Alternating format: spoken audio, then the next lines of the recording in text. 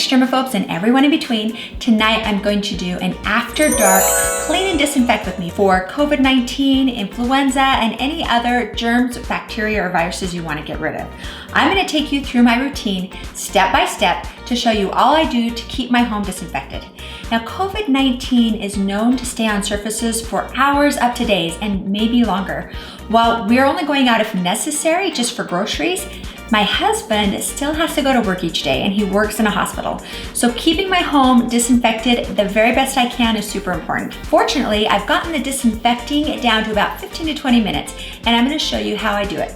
Make sure to watch till the end though, because there are some things that you could be doing that might make your disinfectant less effective. But first, if you're new to our channel, we are all about cleaning, disinfecting, organizing, and anything else that helps make your life easier. So if you're new here, click the subscribe button and the notification bell so you don't miss any of our future videos. All right, let's get started.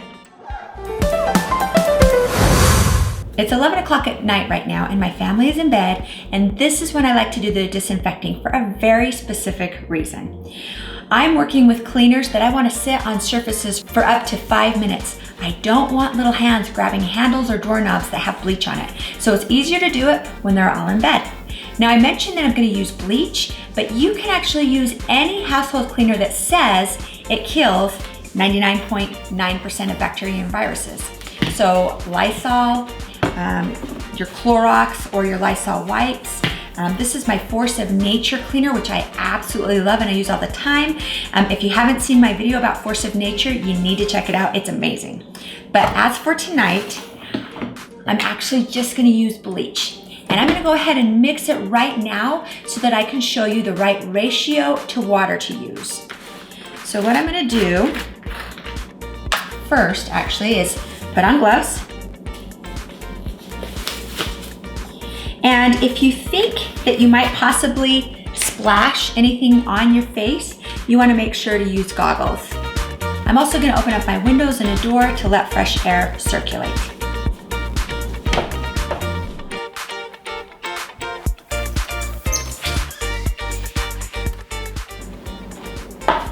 Okay,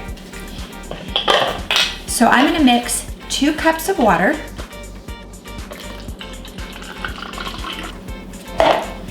with 1 tablespoon of bleach.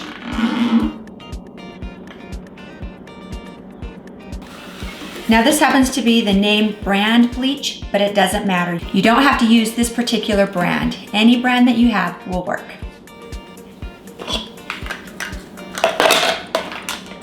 You swirl that around a little bit and then you're ready to go. Make sure to have this container well labeled so it's not mistaken for something else. The first thing I'm going to do is wipe down my counters and tables with some soap and water.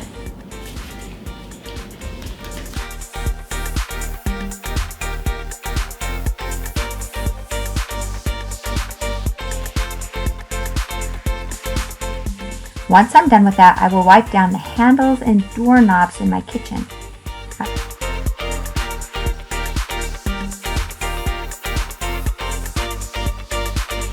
I'm also going to wipe down other things that might have dirt or food on it, like my fridge,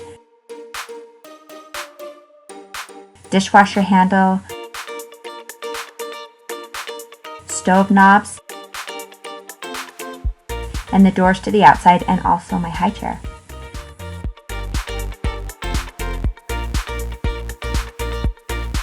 Once all that is done, I'm going to go through my house with my bleach bottle, and I'm going to generously spray the surfaces I want to disinfect. And then I'm going to leave it. So I'm going to start in my kitchen and spray my counters, my table, my microwave, my handles, my doorknobs, anything that is touched frequently.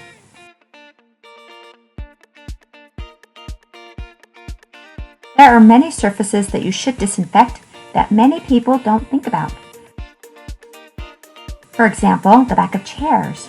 We are always touching the chair backs to sit down to the table and counters.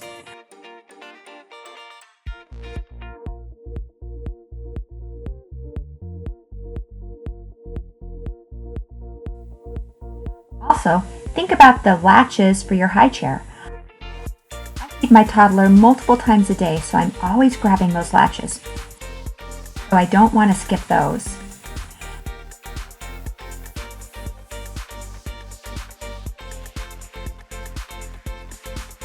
Next, I'm going to move on to my doorknobs and light switches. If you have a tile floor or another kind of hard surface, you can just spray directly on the doorknob and not worry about if it drips. But if you have carpet beneath the doorknob, you will want to spray a cloth and then wipe the doorknob down. I prefer to spray directly on the doorknob though, because remember, it needs to stay wet for up to 5 minutes and you will have to reapply if it dries before the 5 minutes is up. You want to do light switches as well, but I don't spray directly on the light switch panel because I don't want to get moisture past the switch itself. Here, I spray my cloth and wipe down the light switch. I usually have to repeat this to keep it wet for 5 minutes. So what I do here is wipe every switch one by one and then go back and check on it, and if it looks dry, so not shiny wet anymore, then I repeat the process. I then move on to the bathrooms. I do the same thing with the bathroom counters and sinks and the faucets.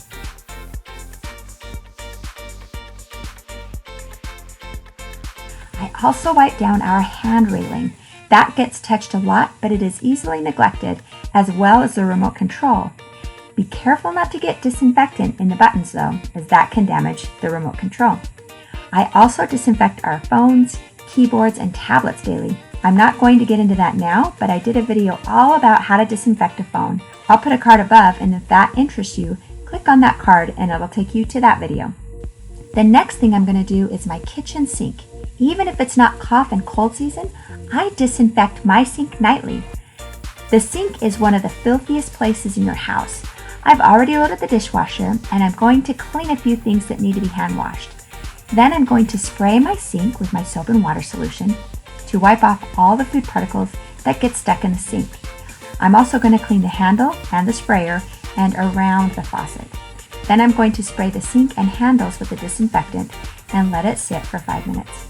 I also spray the top of my soaps and hand sanitizer. Maybe that's a little over the top, but sometimes I dispense soap or hand sanitizer to my little ones where I'm not using it myself. After 5 minutes, I wipe it down. At this point, I'm almost done. After I have sprayed or wiped down all of the surfaces and have let it sit for 5 minutes, I then take a clean, wet washcloth and rinse off all the surfaces. I replace all my hand towels with new, clean ones.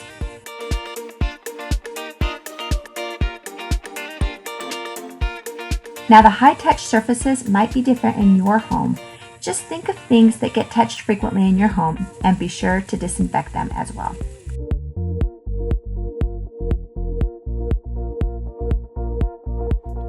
So as promised, I wanted to go over a few things that will make your disinfectant less effective.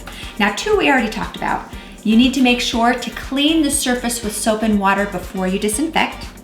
You also need to leave the disinfectant on the surface for 3 to 5 minutes, depending on the kind of disinfectant you are using. Just be sure to read the label so you know for sure. The last 2 things are specifically related to bleach. If your bleach is old, it won't work as well. On average, bleach has a shelf life of about a year. After that, the bleach starts to lose its potency by about 20% each year. So if your bleach is expired, it's best not to use it if you want to effectively disinfect. Next, once you mix your bleach with water, it starts to lose its potency. Each time you mix bleach with water, that mixture is only effective for about 24 hours. After that, the potency starts to go down. So I try to only mix what I think I will use that day. Also, you want to store it out of direct sunlight if possible. Or if you have one, use a bottle that is not see-through, unlike this one. Sunlight makes your bleach less effective faster. I hope this video was helpful. If it was, please give it a thumbs up and remember to share and repin it. It encourages us to continue making more videos just like this one.